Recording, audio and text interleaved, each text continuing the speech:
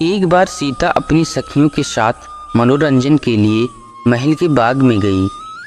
उन्हें पेड़ पर बैठे तोते का एक जोड़ा दिखा। दोनों तोते आपस में सीता के बारे में बात कर रहे थे। एक ने कहा, अयोध्या में एक सुंदर और प्रतापी कुमार हैं जिनका नाम श्री राम है। उनसे जानकी का विवाह होगा। श्री राम 11,000 वर्षों तक इस धरती पर शासन करेंगे। सीताराम एक दूसरे के जीवन साथी की तरह इस धरती पर सुख के जीवन बिताएंगे। सीता ने अपना नाम सुना तो दोनों पक्षी की बात गौर से सुनने लगीं। उन्हें अपने जीवन के बारे में और बातें सुनने की इच्छा हुई। सखियों से कहकर उन्होंने दोनों पक्षी पकड़वा लिए। सीता ने उन्हें प्यार से पुचकारा और कहा, डरिए मत, तुम बड़ी अच्छी बातें करते हो। यह बताओ, ये ज्ञान तुम्हें मिला कहाँ से? मुझसे भयभीत होने की ज़रूरत नहीं है। दोनों का डर समाप्त हुआ। वे समझ गए कि ये स्वयं सीता हैं। दोनों ने बताया कि वाल्मीकि नाम के एक महर्षि हैं। वे उनके आश्रम में ही रहते हैं।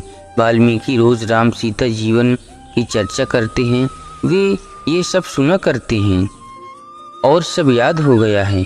सीता ने और पूछा तो शुक ने कहा, दशरथ पुत्र राम शिव का धनुष भंग करेंगे और सीता उन्हें पति के रूप में स्वीकारेगी।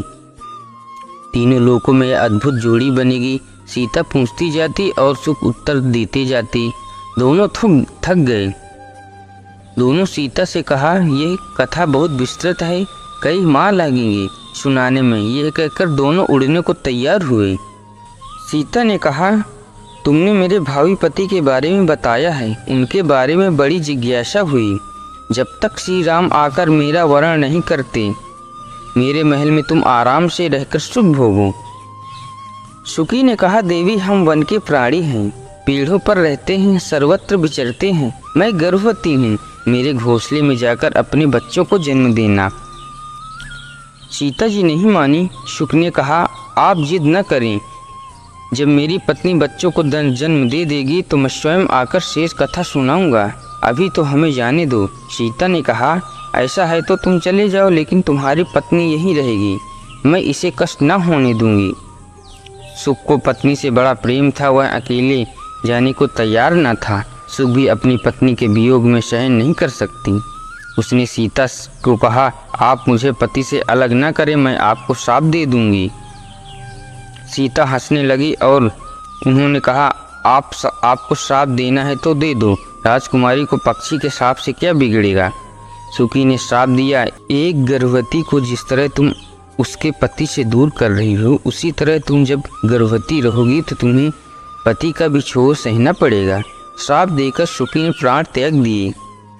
पत्नी को मरता देख सुक क्रोध में बोला, अपनी पत्नी के वचन सत्य करने के लिए मैं ईश्वर को प्रसन्न कर श्री राम के नगर में जन्म लूंगा और अपनी पत्नी का श्राप सत्य करने का माध्यम बनूंगा।